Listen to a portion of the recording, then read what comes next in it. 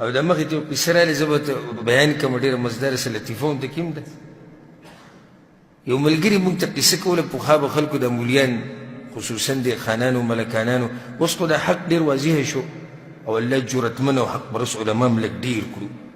پخوا دغه مولیانو به څوک به خان ته ناست بل به ملک ته ناست او سیب او سیب کته او سیب بره دا خبرې به کولې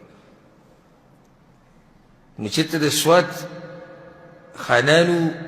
د هغوی سره خپل ملاو او د بونیر د خانانو سره خپل ملاو د دوی په مسله کې اختلاف راغی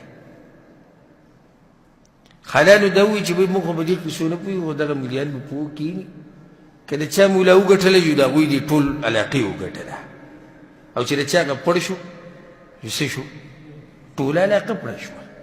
وایي صحیح نو دې د بونیر دی چې کوم مولا و دی لږ تکړه و په علم او د سوات چې دا کوم مولا و نو دی د سره په څه نه پوهېږو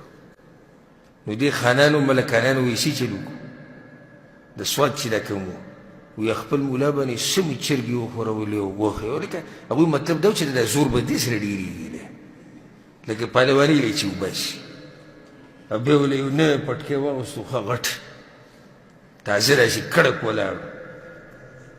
مقابلې ورځ وټاکلی شوه د بونیر هغه مشران هم رالو د سوات هغه هم رالو کېناستو جي د بونیر هغه مولوي صاحب ډېر هوښیار و هغه وویل چې زه به دغه مولوي صاحب د سوات ته په اشارو کې وایي چې کومه که ما ته پته ولګېده زه په اشارو کې معلوموم که دا سړی تکړی نو بیا ورسره نه کښېنم ځکه چې ټول قوم پړ کېږي او که دا سړی کمزوری و زه به په اشارو کې معلومه کړم نو بیا خو به ورځم نو چې دوی مخامخ شوي دي وي هغه کم چې د بونیر مولوي صاحب وي هغه دا ګوته داسې کړې ده یو ګوته یې نیولې دي مولوي صاحب ته کړې هغه ورته راځي داسې کړې دي داسې بیا دغه بونیر مولوي صاحب وي ځان سره جیب کې هګۍ راوړې وي هغه هګۍ ورته وښوه داسې هغه سره جیب کې پیاز غوټه پرته وه هغه ورته د پیازو را غوټه وښوه وی بس بونیر مولوي صاحب ووایي چې زه خو ده سره مناظره نه وکړم کافر زوی ده او دومره تکړه سړی دی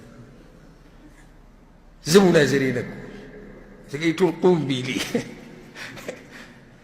بیا خلکو تپوس کړی دی د دې سوات ته طرف نه چې کوم مولوي صاحب راغلی چې مولوي صاحب ته آخر په دې سړي کومې ډزې وکړي ځکه دا خو هتیار د اول نه وظاهر کړو وایي دا د ظالم زوی ما ته وایي چې سترګه به درنه وباسم